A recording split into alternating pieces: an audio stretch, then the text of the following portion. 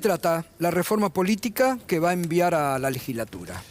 Bueno, en realidad lanzamos primero dos mensajes quiero dejar. Uno a la familia de Jorge Lanata, seguramente ustedes lo han Sí, ya lo hemos mencionado hecho. antes, pero quería también mandarle un saludo a alguien que creo que, como muchos de ustedes, ha sido un baluarte de mucha de la recuperación institucional, la pelea por la transparencia. Y después son 20 años de Cromañón, también una fecha muy particular, muy triste, muy dolorosa para la ciudad de Buenos Aires, para la Argentina en general, porque creo que fue una de esas catástrofes evitables. Evitables, totalmente. Con lo cual no hay un accidente ahí, es una catástrofe evitable que demuestra que cuando el Estado no está, lo peor puede ocurrir, ¿no? Así que mi saludo a los familiares también, en una fecha que debe ser todos los días, a uno le duele el ser querido que perdió, pero estas fechas redondas te invitan a una reflexión distinta, así que deben ser difíciles para las familias. Fue un 30 de diciembre, ¿no? Ni más ni menos, sí. Que, como muy bien usted dice, una tragedia que se pudo haber evitado, sí. La desidia. Muchas cosas que confluyeron. Muchas cosas que confluyeron, sí. Que fue un antes y un después también para la ciudad de Buenos Aires. Claramente. Por suerte hubo un aprendizaje que hizo que tanto dolor no caiga en vano, que es lo que muchas veces las víctimas plantean, ¿no? Distintos grupos de víctimas, uno puede hablar con Madre del Dolor, o sea que lo que yo viví que no se vuelva a repetir, ese aprendizaje que tenemos que hacer como sociedad y como Estado, creo que encontró en Cromañón como un punto de inflexión muy concreto. Para toda la dirigencia. Ahora bien, Jorge, ¿de qué se trata esta reforma política? Que es interesante que se le explica a todos los porteños que bueno, esta noche, ¿no? En realidad tiene varias instancias. Lo que estamos planteando es una agenda de reformas donde cubrimos solo el primer capítulo, que tiene que ver con una reforma, si se quiere, o un anuncio electoral, pero una reforma en el sentido de evitar la PASO en las elecciones legislativas, particularmente en las elecciones legislativas, porque prácticamente la PASO no se utiliza cuando se discute lo legislativo. Cuando hay una discusión ejecutiva, ahí hay distintas miradas, ¿no? Por ejemplo, yo recién lo planteaba, la discusión entre Martín Lustó y yo en lo ejecutivo no se puede resolver en un acuerdo partidario. Entonces, en ese caso, cuando uno discute el ejecutivo, en ese caso, esa competencia tiene otra validez. Después podemos discutir si es razonable o no que sea obligatoria y si la tienen que pagar o no todos los ciudadanos, cosa que me parece que es una discusión, pero es una discusión que va a llevar más tiempo. Exacto. Para mí el año que viene hay que ahorrarle al país la PASO en general. Yo voy a dar el primer gesto, el Gobierno Nacional ha dicho que también quiere hacer lo mismo a nivel nacional, sería bueno que envíe el proyecto, porque ahí coincido con Leandro, que recién planteaba, o lo decías vos, se anuncian cosas que después no tienen un correlato, ¿no? Dicen, bueno, vamos a llamar a extraordinarias para discutir el presupuesto, después no hubo extraordinarias para presupuesto, vamos a plantear la suspensión de la PASO, pero bueno, nunca parece ser el momento para plantearlo. Jorge, yo me acuerdo que hace 2 años todo el sistema político argentino lo decían. Nadie quería poner el gancho, pero todos decían, hay que suspender las PASO, no sirven para nada. Yo me puse a disposición de Guillermo Franco cuando le informé lo que iba a plantear en la ciudad para ayudarlo a acercar al PRO a esa suspensión también en el Congreso Nacional. Y no me parece que la discusión tenga que ser, bueno, o la eliminamos o nada. Pues esa cosa de todo o nada que a veces plantea La Libertad Avanza no siempre funciona. La construcción de consenso, si yo hubiera sido un todo o nada en el tratamiento del presupuesto, hoy no tendría la ciudad un presupuesto. Tuve que sentarme, negociar, acordar, reasignar partidas. Me parece que parte del rol que tenemos los que... Bueno, de eso se trata la política. Y claro, es escuchar al otro y además muchas veces te traen buenas ideas. Yo debo decir que a Leandro le tengo afecto y respeto, creo que es un apasionado de esta ciudad, tiene pasión sincera por esta ciudad, creo que no tiene las mejores compañías, pero bueno, cada uno lo planteará. Pero me acuerdo en un debate en la Feria del Libro, que él me dijo, mirá, Jorge, el SAME anda muy bien, pero algo que deberían implementar es el SAME psiquiátrico. Yo le dije, me parece una muy buena idea. A los 3 meses de ser gobierno lo implementé. Entonces hoy, si hay un problema con el bendito artículo 20 de la Ley de Salud Mental, que es muy complejo, que es cómo abordar a una persona que no pide ayuda, pero que es un riesgo para terceros, el SAME tiene un protocolo y unidades especiales para llevar a esa persona al encuentro de un equipo de salud mental. Idea que me dio él. Está muy bien, hay que escuchar y hay que acordar. Por supuesto. Jorge, ¿y se adelantan las elecciones? Bueno, sí, desdoblamos. Hoy la fecha creo que es 6 de julio.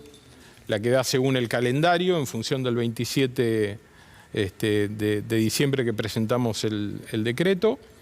Y ahora vamos a ver si en extraordinarias podemos suspender las PASO, que me parece lo más razonable. En una elección legislativa supone para la ciudad un gasto de 20.000 millones de pesos. Es más, podríamos hasta discutir en la propia legislatura en qué utilizar esos 20.000 millones de pesos. Me parece que sería un debate interesante, que los distintos bloques propongan, escucharnos, y también hacer lo mismo a nivel nacional. A nivel nacional, según Guillermo Franco, son por lo menos 200.000 millones de pesos. Es mucha plata, ¿eh? Sí. Es mucha plata. Yo creo que es más cercano a 300.000 por el sistema de votación donde hay tanto papel en el resto del país. Me da la impresión además que la eliminación de las PASO le tiene que devolver más vida interna y fortalecer los partidos políticos, ¿no? Sí, y el adelantamiento tiene que permitir esto que planteábamos recién, que es una agenda de la ciudad. Yo quiero discutir los temas de la ciudad. O sea, a ver, ¿están de acuerdo o no con la coparticipación que se le debe a la Ciudad de Buenos Aires? No importa en qué partido político estés. Porque los kirchneristas antes no estaban de acuerdo con la quita de la copa porque quien gobernaba era Alberto, hoy probablemente se dan vuelta. Bueno, no me importa, no quiero hacer revisión de archivo. Lo que quiero saber es, hoy, ¿estamos todos los que somos porteños de acuerdo que tenemos que recuperar los más de 5.000 millones de dólares? Bueno. 5.000 millones de dólares que le debe la nación a la ciudad, porque eso es casi la mitad del presupuesto de todo el año de la Ciudad de Buenos Aires. Es casi el equivalente a todos los sueldos de todo el año de los empleados públicos de la Ciudad de Buenos Aires. ¿No hubo acuerdo ahí con el Gobierno Nacional? El Gobierno Nacional, debo reconocer, que dio un paso adelante respecto de lo que era el de Alberto Fernández, que empezó a cumplir el fallo de la Corte, la cautelar. Pero la deuda que se acumuló es una deuda que está ahí, que es un globo muy grande de plata descomunal. Pensemos que el Gobierno Nacional anda por el mundo tratando de lograr un acuerdo con el Fondo Monetario por 1.000 y pico de millones de pesos, de millones de dólares. Estos son 5.000 millones de dólares. O sea, podríamos hacer casi todo el subte de nuevo para tomar dimensión de lo que estamos hablando en recursos que se le quitaron a la ciudad. Y por eso, y ahí respondo lo de Leandro, porque me parece que no lo quería responder, por eso cambié de postura, porque también me parece dos cosas. Primero, él describió algo muy cierto de la última elección. Funcionó muy mal la última elección. ¿Por qué? Porque fue una concurrente. Exacto. En el mismo día había que votar con dos sistemas distintos. Bueno, hay una mala noticia en la ley que se aprobó a nivel nacional de la boleta única. No coincide con la boleta única de la ciudad. Exacto. Entonces iríamos a una concurrente. La gente tendría que votar en una boleta, después en otra, poner en una urna, después en la otra. Fíjense que ese sistema provocó que 10% de los porteños vote a presidente y no a jefe de gobierno. Exacto. Hubo 10% de gente que no votó. ¿Por qué? Porque sintió que ya había votado, que ya había cumplido, tenía un sobre lleno, iba y lo dejaba, las autoridades de mesa no le recordaban que tenía que traer. No estaba bien informada la sociedad. No estaba bien. Es lo mismo que le está pasando ahora al gobernador en la provincia de Buenos Aires, Axel Kicillof, que tiene que resolver lo mismo. Y ahí le preguntaría lo mismo. Entonces, a Leandro, si mañana Axel plantea desdoblar y anticipar, ¿le va a parecer mal? ¿O porque es de su espacio político y es Axel le parece bien? Yo creo ahí que es donde la política se tiene que poner de acuerdo. Sí, pero además lo primero que tenemos que acordar, Gustavo, es no subestimemos al votante. Por cambiar una fecha o por cambiar un sistema electoral, no ganás o perdés una elección. La gente es inteligente, sabe lo que vota. A nadie le gusta tener otra fecha de votación, pero a la gente también le gusta escuchar la agenda de la ciudad. Yo dejo preguntas. ¿Es razonable que el puerto de la ciudad sea nacional? Porque en todas las demás provincias es provincial. Exacto. ¿Es razonable que la terminal de ómnibus de Retiro la maneje el gobierno nacional? Yo creo que no. Es razonable que esta ciudad no tenga todavía su sistema judicial completo, y entonces hay una ensalada de presos que son nacionales, pero los agarró la policía, entonces deberían ir a tal servicio penitenciario. Bueno, eso es lo que ha estallado con el tema de los presos justamente de ustedes. La disputa, no que si te corresponde a vos, lo que pasó en las últimas horas con Rodríguez Larreta, sí. No que a vos, que a aquel, y nadie se hace cargo. Una mala discusión que a mí me recuerda demasiado lo que fue nuestra interna pasada, que parece que no terminamos de entender que ese nivel de pelea nos alejó de la sociedad y por eso terminaron eligiéndolo a Milei, ¿no? Como herramienta de cambio. Ese nivel de pelea demuestra poco aprendizaje respecto de lo que nos acaba de pasar. Ahora, Jorge, hay un gobierno, porque usted habló mucho del consenso, de conversar, que el presupuesto en la ciudad lo conversó con todos los sectores, que convoca extraordinarias cuando el gobierno nacional no convoca. ¿Hay un gobierno nacional que no escucha? Porque este problema, hay que decirlo, el tema de los presos, también ahí hay una falta, hay una irresponsabilidad del gobierno nacional en que le meten los presos a la ciudad y se olvidó. Que quiero ser justo, venía de antes, ¿no? Sí, sí, de hecho, nosotros iniciamos demanda Garrigó, veníamos con 1.800 presos ya en las comisarías durante el gobierno de Alberto. ¿Cuántos hay ahora? 2.000, 2.100, depende de los momentos, pero nosotros aumentamos mucho la cantidad de detenidos. Entonces, se han llevado más que lo que se venían llevando, no alcanza, estamos camino a resolverlo. Creo que el acuerdo al que llegamos para la creación de un sistema penitenciario de la ciudad con fondos que nos tiene que transferir la nación, o sea, lo que le cuesta hoy el sistema nos lo da a nosotros con esos recursos, pero lo administramos nosotros. ¿Dónde? En las cárceles que ya existen, para no tener detenidos dentro de la ciudad, porque ya se sabe en todo el mundo que no es bueno tener cárceles dentro de las ciudades, no conviven bien las dos cosas. No, obvio. Entonces, esa es una solución. A ver, vos me preguntabas si este gobierno escucha. Yo creo que el presidente Milei escucha más que alguno de sus funcionarios. Yo debo decir que cada vez que quiero hablar con él, me responde y siento una escucha activa. Después puede no estar de acuerdo conmigo, bienvenido. O yo puedo no coincidir plenamente con él, pero hay una escucha activa. Después, cuando eso va bajando en la estructura, hay cosas para mí medio inexplicables. ¿Qué sé yo? ¿Por qué la Libertad Avanza vota en contra del presupuesto y vota junto al kirchnerismo y a la izquierda? Casi con el mismo mensaje. Es raro. Con el apoyo que le hemos dado además como espacio político a nivel nacional. Pero ahí entra a jugar entonces, esa es otra pregunta que le iba a hacer, ahí entra a jugar la política, porque hoy Guillermo Franco, no sé si lo escuchó, dijo: en la ciudad de Buenos Aires vamos separados, cada uno por su lado. A ver, está muy bien, si esa es su decisión, bienvenido. ¿Y a usted qué le gustaría? Las decisiones, es que el primer concepto que yo tengo es que las decisiones, cuando uno quiere un acuerdo, se sienta a dialogar, no se impone. Esta lógica de o hacemos acuerdo en todos lados o nada, no es raro, no es un mecanismo. Esa es la manera. ¿A usted eso? Pero es que no es la manera de empezar una buena relación de búsqueda de acuerdos. Si nosotros nos vamos a tratar de poner acuerdos, de acuerdo en algo, yo no te impongo obvio.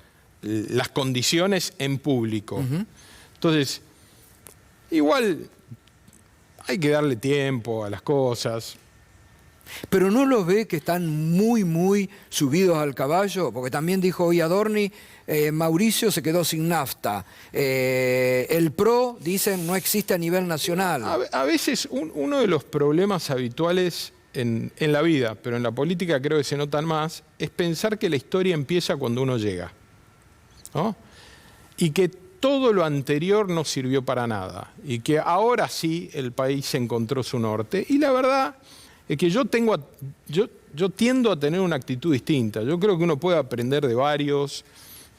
He tomado ideas de distintos espacios políticos. Recién lo decía respecto de Leandro, pero he aprendido, cuando yo era intendente, aprendí de otros intendentes. Yo no fui inventor de los centros de monitoreo. Ya estaban en otros municipios. Total. San Isidro, Tigre. Después creo que lo hice mejor. Se me ocurrió inventar los puntos seguros. Después otros municipios también los copiaron. Entonces, la historia no empieza cuando uno llega. El pensamiento no es único. Es más, el pensamiento colectivo tiende a ser más sabio que el pensamiento único. Entonces, creo que ese es... ojo que nosotros cometimos un poquito ese error también, ¿no? Cuando uno llega muy al principio, no digo en el gobierno nacional, esto de pensar que, bueno, somos los nuevos en la política y le vamos a explicar a todos cómo se hacen las cosas. Hay un camino de aprendizaje, hay que golpearse, hay que levantarse, hay que aprender. No sé. ¿Los ves soberbio al gobierno nacional o a la Libertad Avanza? Tienen su estilo. Yo no me gusta ¿Le gusta ese estilo? Yo tengo un estilo distinto, está claro. No le gusta.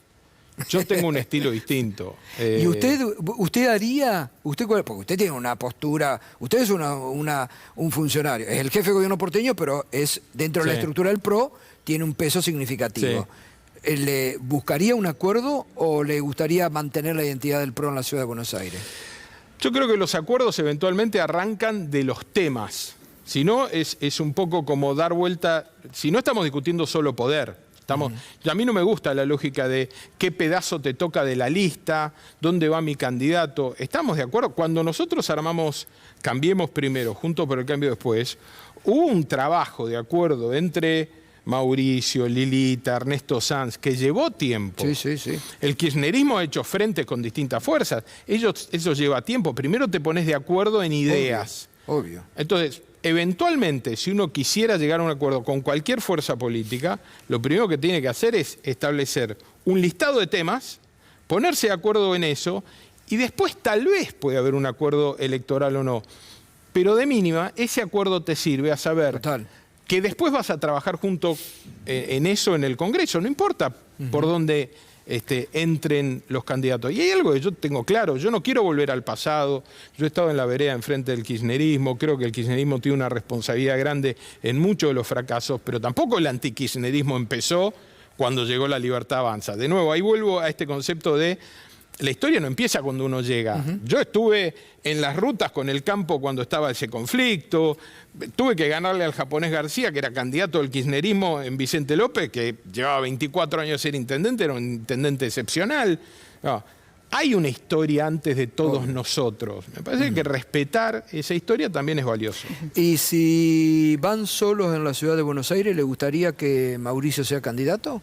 Yo no creo que vayamos solos, yo creo que en cualquier caso vamos a conformar un frente, porque yo no creo que el PRO solo refleje todas las ideas que nosotros podemos representar. ¿Con quién lo haría? ¿Con Elisa Carrió? No, es ¿con que sectores? no voy a cometer el error que le critico por ahí en el planteo al gobierno nacional. Yo creo que esas cosas primero se discuten en privado y después se hacen públicas cuando hay acuerdos. Yo no puedo hablar por otros. Yo lo que sí sé es que yo creo que hasta ahora siempre el PRO ha sido frentista.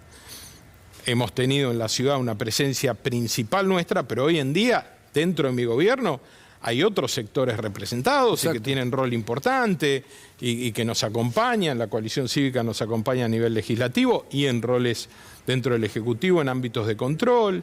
La UCR lo mismo. Así que yo me imagino un espacio frentista, pero no me cierro a nadie. Yo creo que uno lo que tiene que acordar es qué país queremos. Y yo no quiero un país que vuelva para atrás.